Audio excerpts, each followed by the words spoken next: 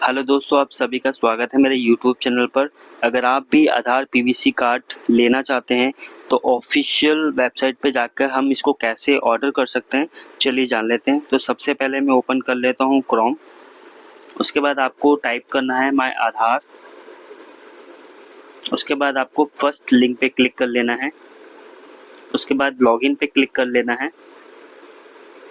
यहाँ पे आप आधार नंबर और कैप्चा कोड डाल के इसको लॉगिन कर लेना है। मैंने अपना आधार अकाउंट को लॉगिन कर लिया है।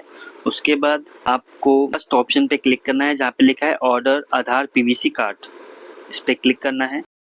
उसके बाद आप यहाँ पे देख सकते हैं कि आपके आधार कार्ड से रिलेटेड सारी इन्फॉर्मेशन आपके सामने विजिबल हो जाएगी।